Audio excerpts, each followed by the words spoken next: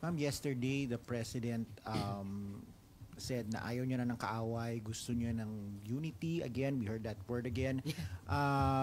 Kayo, ano ang posisyon niyo dyan?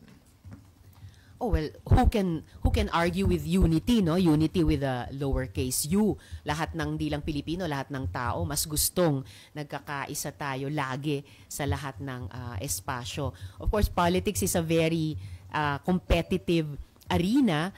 So, ideally may principled unities, pero sa panahon ngayon na napaka-diverse talaga ng mga boses nating mga Pilipino at talagang palagay ko naghihingi ng representation at nagpakita ng lakas yung mga puwersang iyon nitong nakaraang eleksyon that it's important para sa amin na nagtatrabaho sa loob ng political institutions to provide that pole or that center of gravity and that leadership para mag-contest sa mga nangungunang paksyon sa ngayon. Pero ma'am, yung willingness niya to reconcile with Duterte's, hanggang sa anong level ba dapat yun?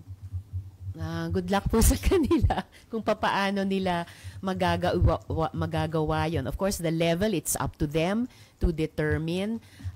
Ako, mas nakatutok ako sa pag-isahin namin, hamigin, i-consolidate namin lahat ng mga puwersang sumuporta sa Akbayan, sa Kikobam, pati sa ML, Party List, and take that ball and run with it forward. Pero ma'am, yung reconciliation, it doesn't mean na kalimutan na kung ano man yung mga kinakaharap na mga issue at kaso ng ilang pamilya doon. Well, since si Presidente ang nagbabanggit ng reconciliation, siya at sila ang kailangang mag-set ng terms.